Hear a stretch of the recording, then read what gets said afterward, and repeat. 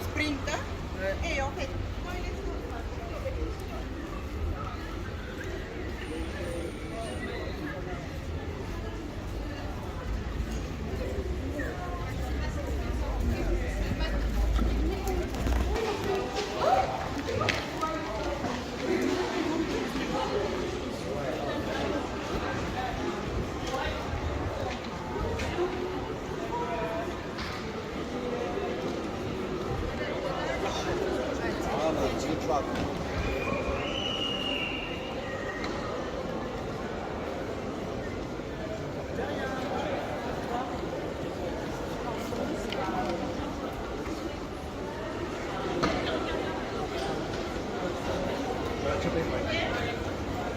tu vas chez où? Tu vas chez les gens?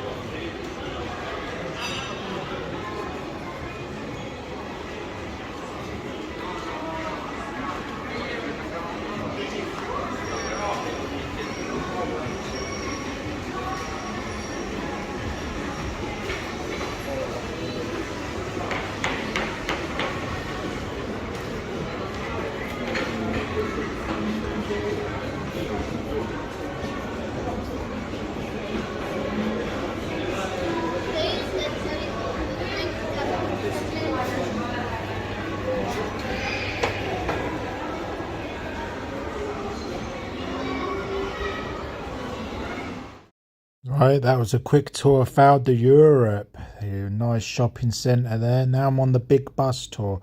So as I said early in the video, I was 100% right. Sadly, there was no live commentary on this bus. So what I'm going to have to do is just add music. I've downloaded some MP3s commentary. I tried to add it to match up as many Paris landmarks as I possibly can. Starting off with the tower, obviously. But if it's out of sync, then I apologise in advance. I'll do my best to try and match up, but I'll just enjoy the tour and just take in the history of Paris, even though my filming is not where the commentary monument is, if you know what I mean. So yeah, sadly this is a headphone only bus, which is a shame. As expected, like London, they just don't do live commentaries anymore. You've got to wear headphones, which it's a bit of a pain when you're recording stuff, because you want to obviously record the commentary and stuff like that. But yeah, this is the big bus tour. Cost about €42. It lasts 24 hours. You can pick it up from the metro stations. You can pick it up from the tower. It's a little 10-minute walk from the main metro station, Berhagen. And you can stay on it as long, I think it runs up to about 6:30, so it's a 24-hour ticket. Hop on, hop off as you like. Of Paris, the Eiffel Tower was constructed for the Universal Exhibition of 1889. On completion at a height of 300 meters, it was then the tallest monument in the world. It was a feat of iron architecture, which over the course of 2 years required 300 acrobatic construction workers to assemble 18,000 iron parts using 2.5 million rivets. The framework weighs 7,000 tons, which is not a lot, because if reduced to 30 centimeters, the Eiffel Tower would weigh no more than 7 grams. 50 tons of paint are required to repaint it every 7 years. Every hour, 20,000 light bulbs twinkle. In fine weather, the top floor provides a spectacular view over Paris, and is one of the most famous monuments in Paris, which was built to celebrate the Napoleonic victories, in particular the victory of Austerlitz, 1805. It is to be found in the center of the Place de l'Étoile, where 12 avenues named after the great French generals converge. Commissioned by Napoleon in 1806, the monument was not completed until 1836.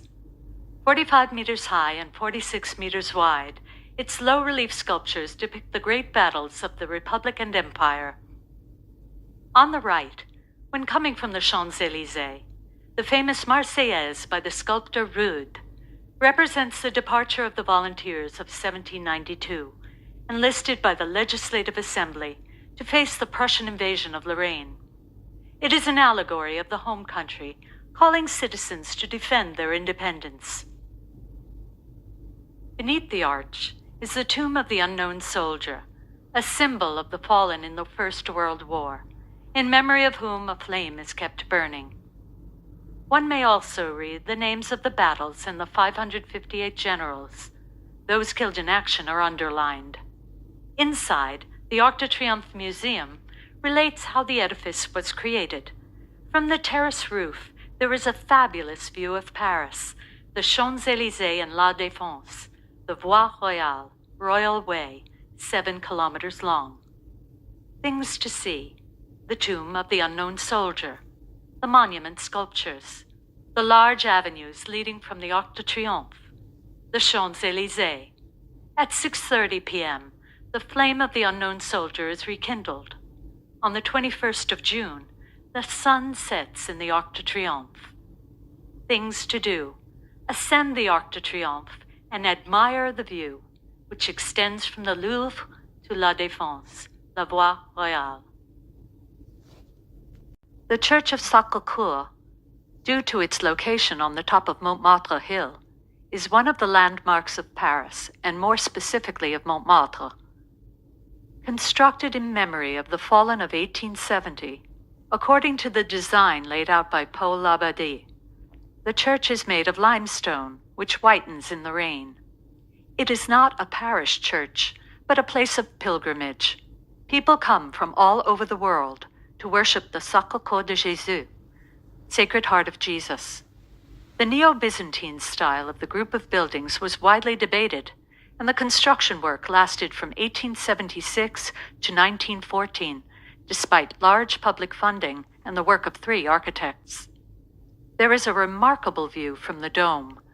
The bell tower accommodates La Savoyarde, a bell which weighs 18,000 kilograms. Things to see: Sacré-Cœur's facade, the dome, the crypt, the view over all of Paris from the Parvis. the Montmartre quarter. Place de la Concorde.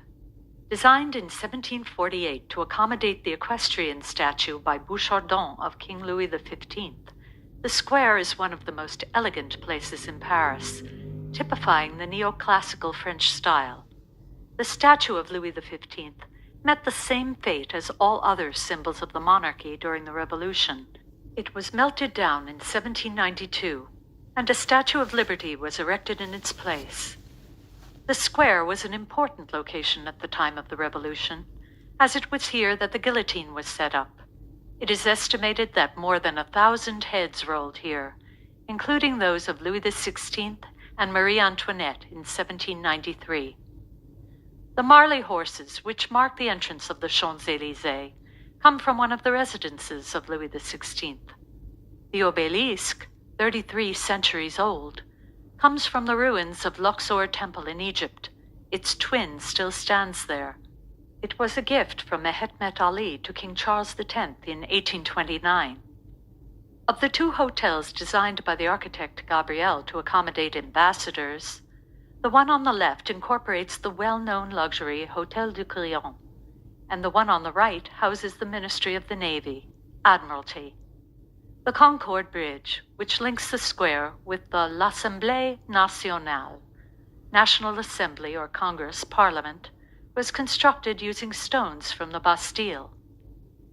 Things to see: the square itself and the view over Madeleine, the Assemblée Nationale, the Champs-Élysées and the Tuileries, the Hôtel de Triomphe, the obelisk, the Marly horses, the Concorde Bridge. Things to do: have a drink at the Crillon, visit the boutiques in Rue Royale, relax in the Parc de Tuileries nearby, visit the Orangerie and Jus de Paume museums close by. Musée Louvre. This former royal palace, built in an ornate and imposing architectural design, is one of the largest and most famous museums in the world. It comprises exceptional collections derived from numerous civilizations, from antiquity up to 1830. The tour includes a visit to 8 different sections: Oriental antiquities, Egyptian antiquities, Greek, Etruscan, and Roman antiquities, Islamic art, sculptures, objets d'art, paintings, graphic art. In the Carousel Gallery, there are boutiques, an auditorium, restaurants, and the museum library. Things to see: the museum's masterpieces, La Joconde, the Mona Lisa, Winged Victory of Samothrace, Venus de Milo, the Sphinx, the Palais du Louvre that hosts the museum, the Colonnade, La Cour Carrée du Louvre, square courtyard of the Louvre, the Pyramid, the medieval Louvre, the Carousel Shopping Arcade. Things to do: visit the museum, which can last a few hours, relax in the Jardin des Tuileries nearby, have a drink or eat at the Café Marly, follow in the tracks of the Da Vinci Code. Musée Rodin. This museum, dedicated to the life and work of Auguste Rodin and his pupil and companion, Camille Claudel, endows the magnificent Hôtel Biron built by Aubert in the 18th century, residence of the sculptor between 1908 and 1917. Most of the woodwork on the ground floor is original and makes a superb showcase for his marble and bronze work. Certain monumental works, like the Penseur or Bourgeois de Calais, add considerable charm to his garden. Things to see: the works of Auguste Rodin, the Hôtel Biron. Things to do: visit the museum dedicated to Rodin, then take a walk in the park. Nearby, the Hôtel National des Invalides, the Hôtel Matignon.